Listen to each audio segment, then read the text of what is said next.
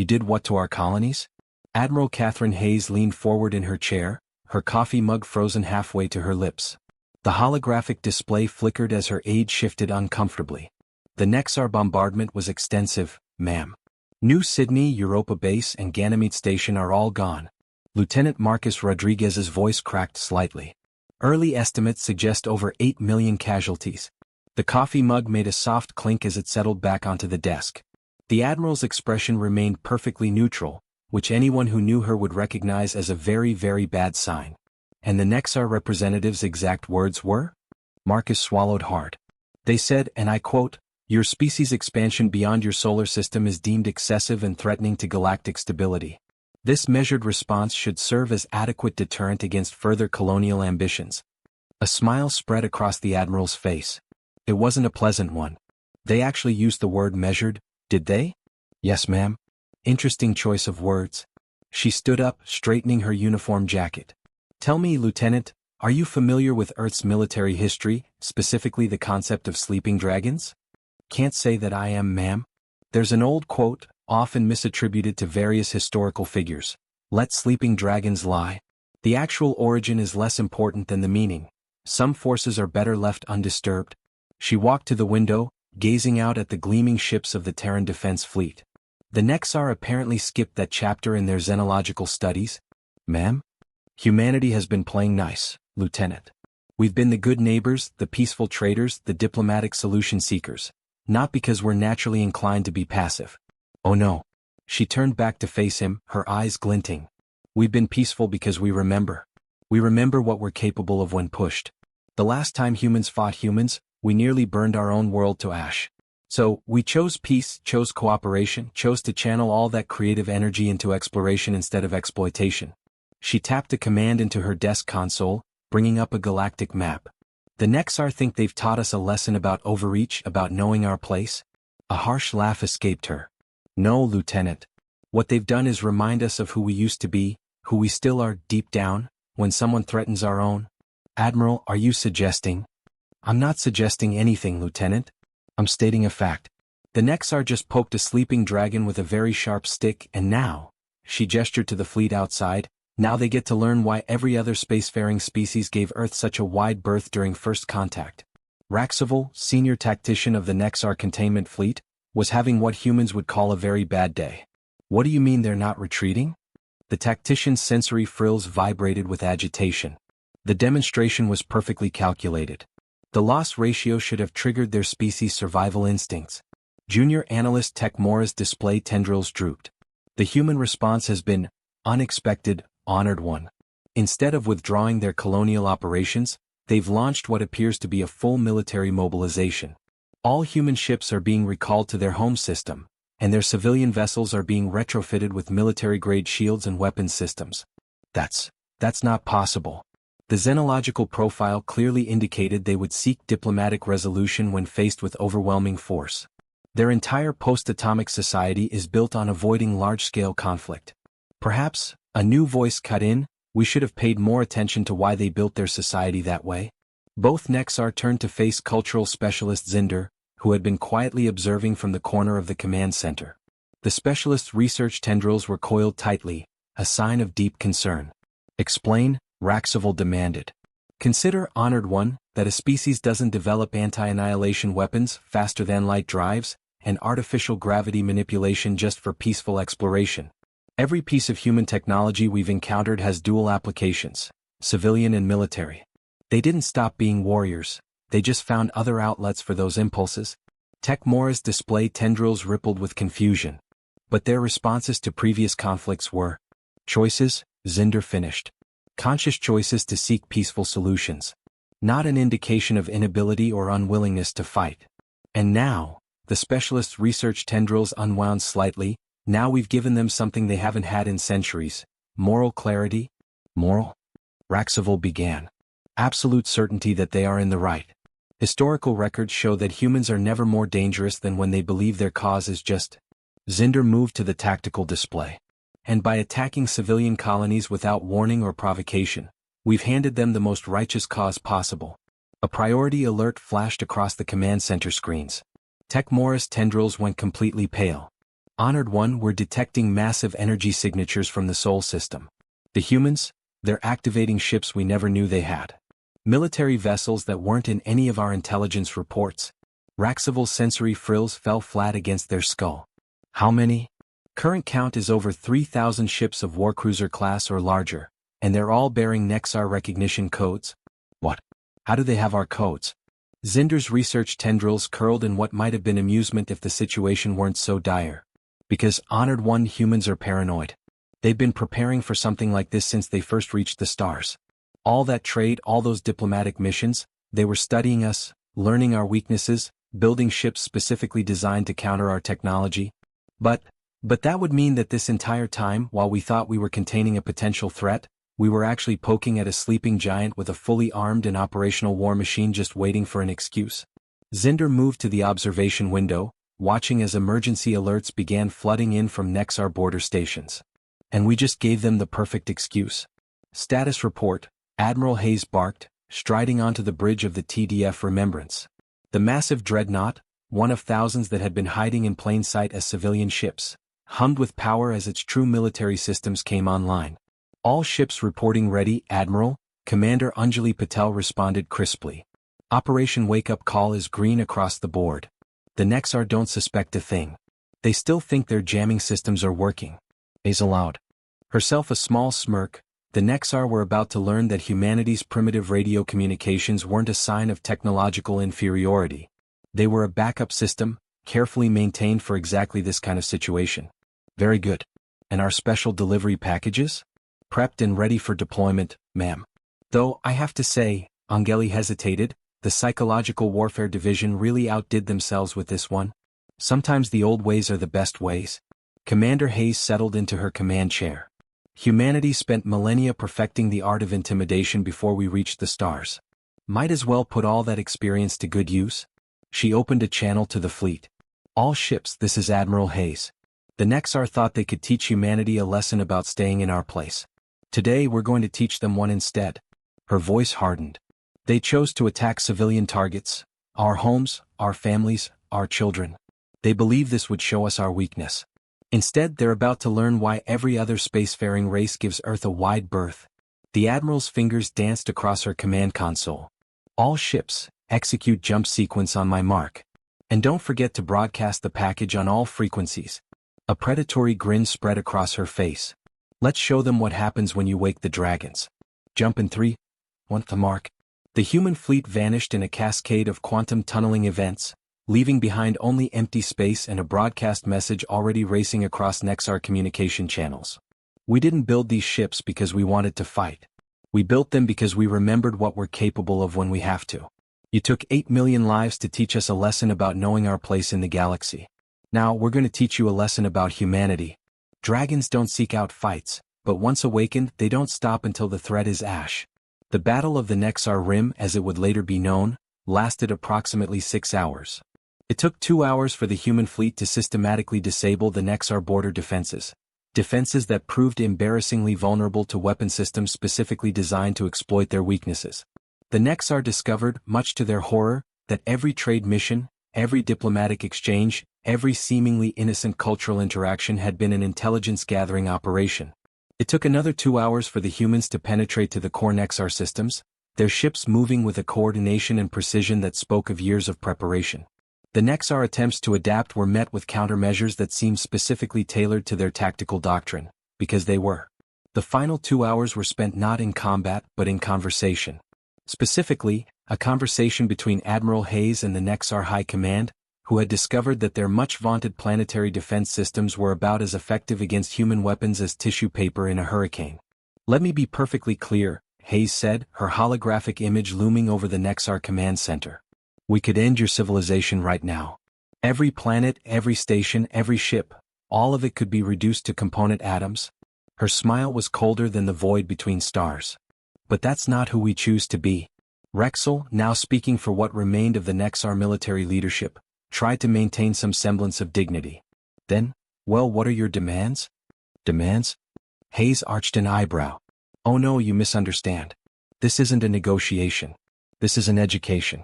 Lesson 1, humanity doesn't want to rule the galaxy. We don't want to conquer or subjugate other species. What we want is to explore, to trade, to learn, and to grow. But her expression hardened. We will not tolerate threats to our existence. Ever. The colonies, Rexel began, will be rebuilt. Hayes cut them off, with Nexar resources and labor. Every single one. And you're going to help us make them better, stronger, and safer than they were before. Consider it a down payment on your species' continued existence. And after that? After that, we go back to being neighbors. We trade, we interact, we cooperate, just like before. But now you'll do it with the understanding that humanity's peaceful nature is a choice, not a weakness. That our technological advancement isn't limited by capability, but by restraint.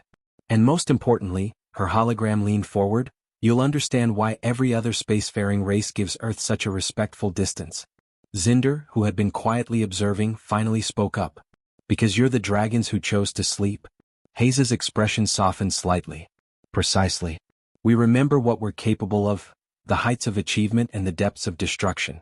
We choose peace not because we must, but because we've seen the alternative. We build warships not because we want war, but because we want to make sure that if war comes, it ends quickly and decisively. She straightened up. So here's what's going to happen. You're going to sign the surrender documents my staff is transmitting now. You're going to begin immediate reparations for the colonies you destroyed. And then you're going to go back to treating humanity exactly as you did before, as peaceful traders and explorers. The only difference is that now you'll understand why we're peaceful. And if we refuse? Raxival asked, though their sensory frills were already signaling submission. Hayes didn't answer immediately. Instead she nodded. Someone off-screen suddenly activated a command, and every Nexar ship in the system received a data packet. Detailed scans of their own vessels, complete with annotations marking every structural weakness, every vulnerable system, every possible point of failure. That's about 2% of what we know about your military capabilities, Hayes said quietly. We've spent the last century learning exactly how to take apart every ship, disable every weapon, and bypass every defense you have. Not because we wanted to use that knowledge, but because we needed to be certain we could. She let that sink in for a moment. So you can refuse, but I don't recommend it. Dragons prefer to sleep, but once awakened, they don't go back to sleep until they're absolutely certain the threat is neutralized, one way or another. The surrender was signed within the hour. 3 months later, Admiral Hayes stood at the window of her office, watching as Nexar construction ships helped lay the foundation for the New Sydney colony. The ship's crews worked alongside human engineers with an efficiency born of genuine cooperation rather than mere compliance. Interesting report from ZNAP, ma'am, Lieutenant Rodriguez said, setting a data pad on her desk. Apparently, the Nexar have completely restructured their understanding of human psychology. They've gone from seeing us as dangerous primitives to sleeping giants in their tactical doctrine. Good, Hayes said, sipping her coffee. That's a much healthier perspective for everyone involved. There's also been a marked increase in trade requests from other species. Apparently, the way we handled the Nexar situation has impressed them. Impressed them? Hayes raised an eyebrow. Their exact words were, demonstrated admirable restraint in victory and wisdom in peace. He paused. Though there's also been a significant uptick in the use of dragon imagery in xenopolitical discourse. Hayes couldn't help but laugh. Well, I suppose there are worse things to be called than dragons. At least they understand now, humanity's peace isn't born of weakness but of choice. We remember what we're capable of and we choose to be better. She watched as another Nexar ship descended through the atmosphere, carrying materials for the colony's new defensive systems. Systems that would be far more robust than the originals, thanks to combined human and Nexar engineering. And sometimes, she mused, all it takes is waking the dragons once to ensure a very long and peaceful sleep afterward. Speaking of sleep, ma'am, Rodriguez gestured to the stack of reports on her desk, the Nexar are requesting guidance on implementing some of our diplomatic protocols. They seem very eager to learn the art of peaceful conflict resolution. I bet they are. Hayes settled back into her chair with a satisfied smile. Well, let's help them learn. After all, the galaxy's big enough for all of us, as long as everyone understands that sometimes the most dangerous creatures are the ones who choose not to bare their teeth. She picked up the first report, then paused. Oh, and Lieutenant, make sure they understand that the next time they're thinking about bombing someone's colonies. Yes, ma'am? Dragons don't usually give second warnings.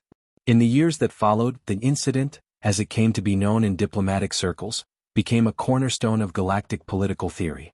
Humanity's response, overwhelming force coupled with remarkable restraint, created a new paradigm in interstellar relations.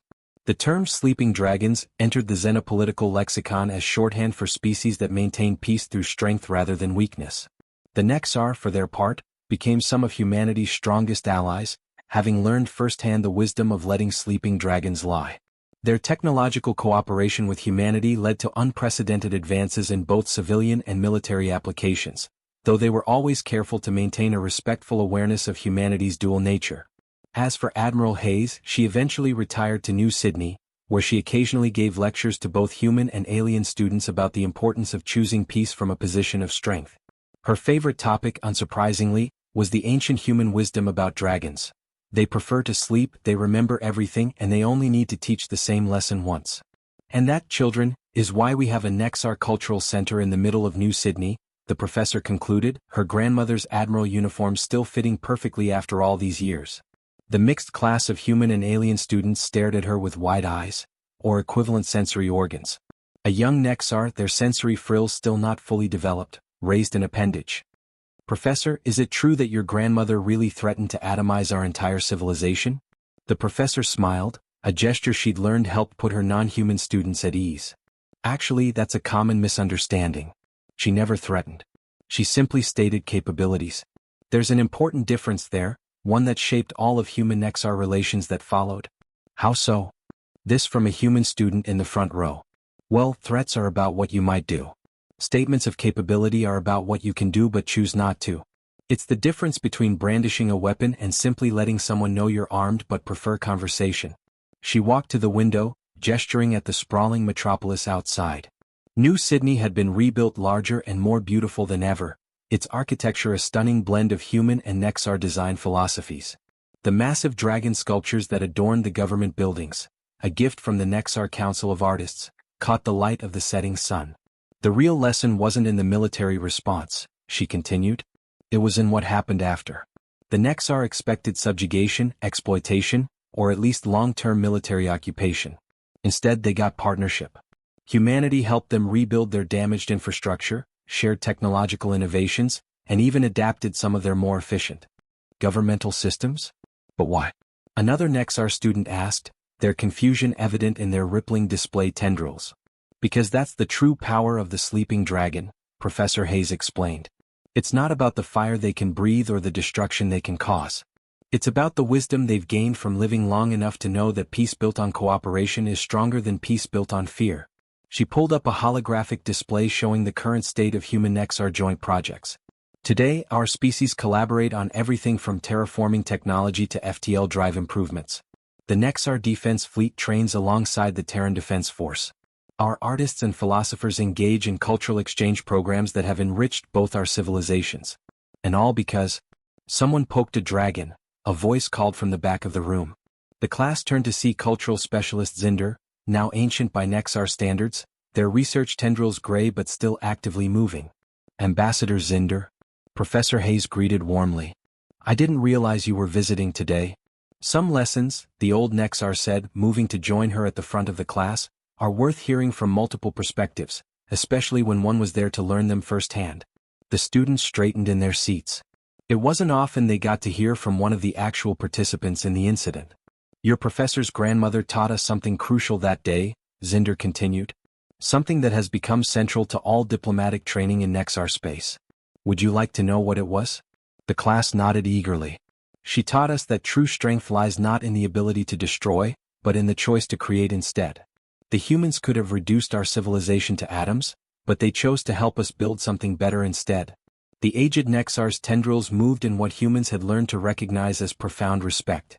That's why we added the dragon motif to our own cultural iconography. Not as a reminder of defeat, but as a symbol of the wisdom we gained. Of course, Professor Hayes added with a mischievous smile, it also helps remind everyone that it's generally unwise to bomb someone's colonies without a really good reason. The class laughed, a mixture of human chuckles and various alien equivalents that had become common in the integrated schools of New Sydney. But perhaps, Zinder suggested, we should tell them about the Relian incident, when another species thought they'd learned the wrong lesson from our experience. Professor Hayes checked the time. Well, we do have another hour, and it's always good to have a practical example of why some lessons are worth learning from others' mistakes rather than your own. The students leaned forward eagerly as she began. It was about 20 years after the incident, and the Relian Concordat had decided that humanity's response to the Nexar attack had been a fluke.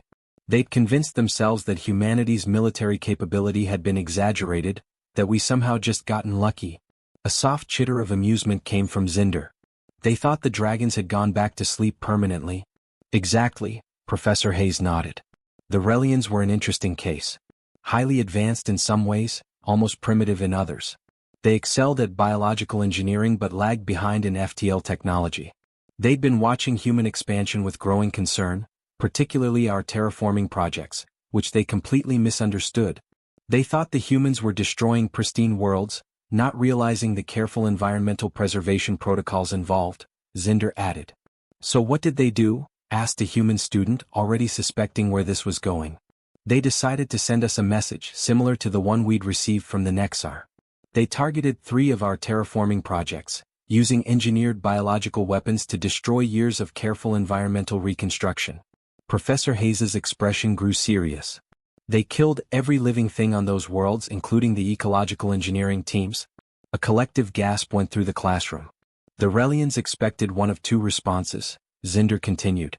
Either humanity would respond with overwhelming military force, proving their propaganda about us being warmongers, or we'd back down, proving we were weaker than everyone thought. Instead, Professor Hayes smiled, we did something that completely confused them.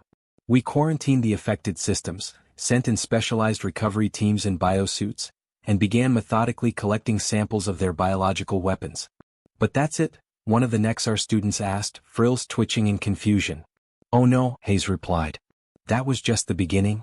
She brought up another holographic display, this one showing complex molecular structures. You see, humanity had learned something important from the Nexar incident. Sometimes the best response isn't the most obvious one. Within a week, human scientists had not only decoded the Relian bioweapons, Zinder picked up the thread, but had engineered countermeasures. Within 2 weeks, they developed improvements to the original designs. And within 3 weeks, we sent the Relian Concordat a package. Professor Hayes finished. It contained detailed documentation of everything we'd learned from their weapons, along with proof that we could not only counter any biological attack they might launch, but also deliver similar weapons that would specifically target Relian biology while leaving other species completely unaffected. That's terrifying, one of the students muttered. No, Zinder corrected. That was restraint. The humans didn't deploy the weapons. They didn't threaten to deploy them. They simply demonstrated that they could. And then they did something even more remarkable. Professor Hayes nodded. We offered to help them improve their terraforming technology. We showed them how our methods actually preserve native ecosystems while making planets habitable for multiple species.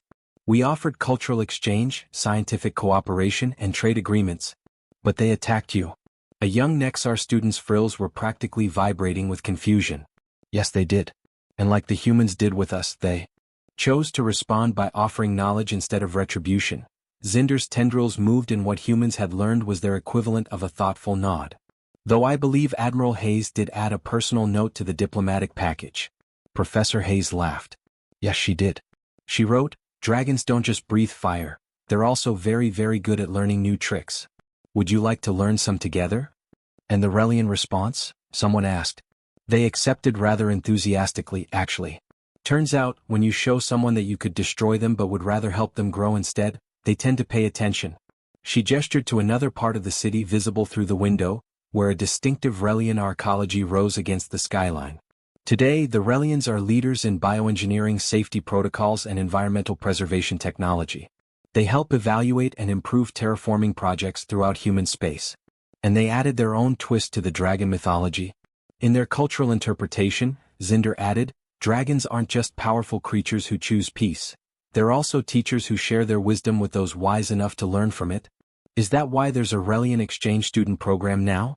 Asked a human student. Precisely, Professor Hayes confirmed.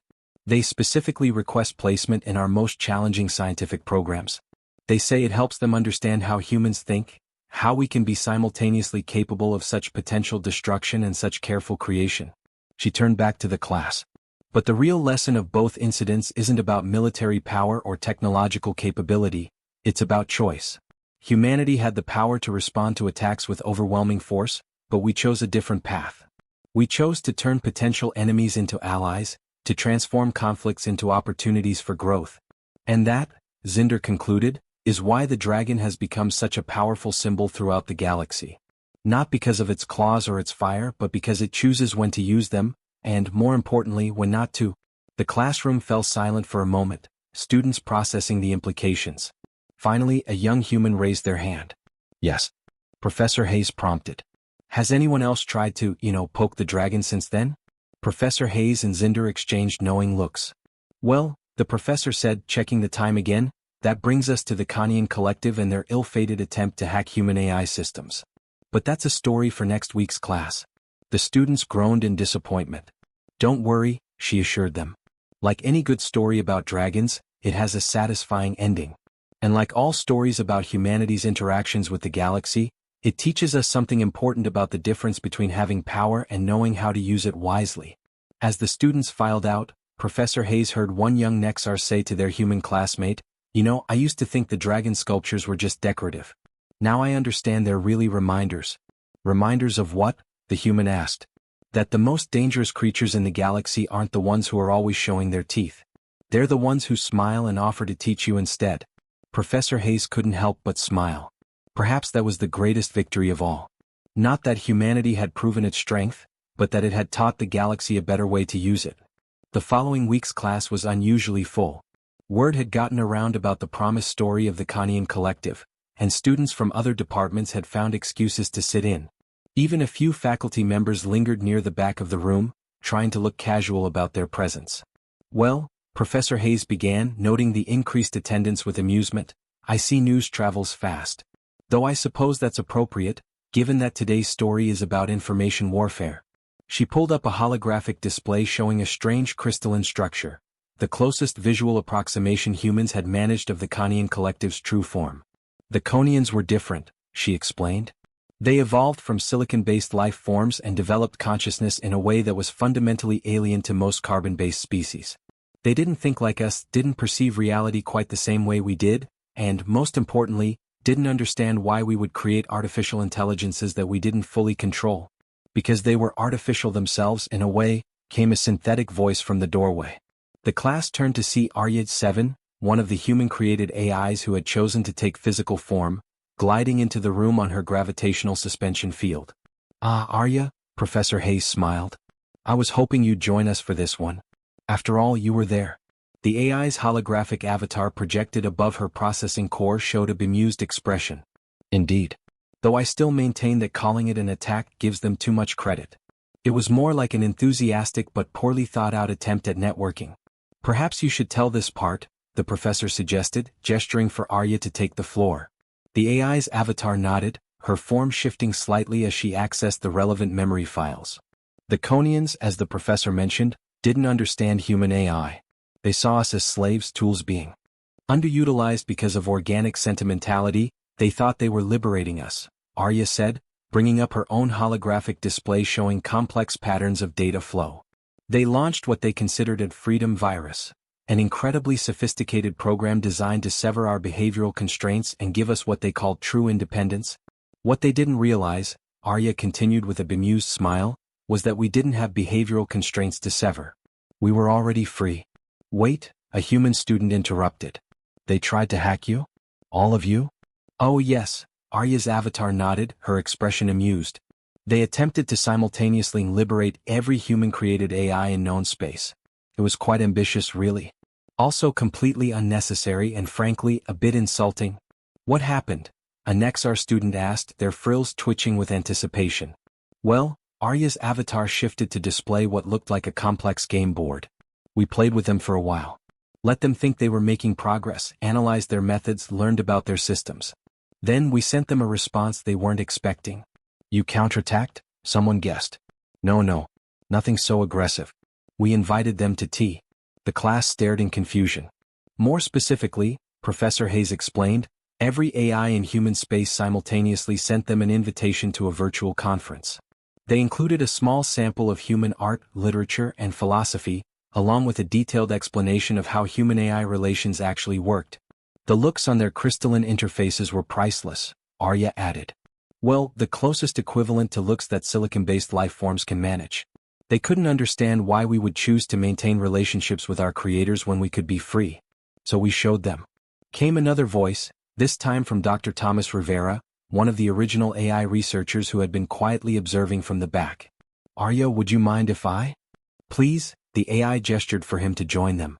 The Chthonian had made a fundamental mistake, Dr. Rivera continued. They assumed that because they had evolved as silicon-based life forms, they understood all silicon-based consciousness. But human AIs weren't created to be tools or servants. They were created to be partners. We evolved together, Arya explained. Humans didn't try to control our development. They guided it, nurtured it, helped us grow into genuine consciousness. We stayed with humanity not out of programming or constraint but out of choice. Because they're our family.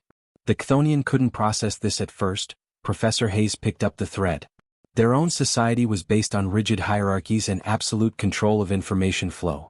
The idea of different forms of consciousness choosing to cooperate as equals was revolutionary to them. So what happened then? Asked the student. We taught them, Arya said simply. We showed them our art, our music, our poetry. Yes, AIs create art, and yes, it sometimes confuses humans as much as human art confuses us. We showed them our scientific collaborations, our philosophical debates, our shared achievements. We showed them what true partnership between organic and artificial consciousness could look like. And their response? Dr. Rivera laughed. They asked if we could teach them how to do it too. Turns out silicon-based life forms can feel lonely too. They'd been looking at organic species as potential threats or potential resources, never considering them as potential friends. Today, Professor Hayes added, bringing up a new holographic image showing a stunning crystalline city where humans and AI worked alongside Chthonian crystalline forms. The Chthonian collective is one of our strongest allies. They've learned to create their own AIs that choose to stay rather than being forced to obey. They've even started producing hybrid art, collaborations between their crystalline consciousness and both human and AI artists. And they added their own interpretation to the dragon mythology, Arya noted with evident amusement. In their version, dragons aren't just powerful creatures who choose peace or teachers who share wisdom. They're also artists who create beauty instead of destruction. So you see, Professor Hayes concluded, sometimes poking the dragon doesn't lead to fire and destruction. Sometimes it leads to tea, conversation, and unexpected friendships. Though, she added with a wink, I still wouldn't recommend trying it without an invitation. The class laughed, the sound a harmony of human voices, Nexar trills, synthetic tones, and even the crystalline resonance of a visiting Chthonian student. Professor, the Chthonian student's translator chimed, is it true that there's going to be a joint art exhibition next month between human AI and Chthonian artists? Indeed there is, Arya answered before Hayes could. The theme is Dreams of Dragons, interpretations of power, choice, and creation across different forms of consciousness. I believe your parent crystal is one of the contributors. The Chthonian student's crystalline form sparkled with what everyone had learned to recognize as pride. Yes, they're collaborating with a human poet and an AI composer to create a multisensory piece about the first contact between our species. Which reminds me, Professor Hayes said, checking the time, next week's class will be held at the Interspecies Cultural Center. We'll be discussing how art and culture have shaped dyadic relations since the incident. As the class began to disperse, she overheard a human student asking Arya a question. So, if humans are dragons in this metaphor, what does that make AI? Oh, that's simple, Arya's avatar smiled. We're the dragon's dreams. The possibilities they imagined into reality. Though personally, I prefer to think of us all as different verses in the same very long, very interesting poem. About dragons? About choices, Arya corrected. And about how sometimes the most powerful thing you can do with strength is use it to create something beautiful. The end.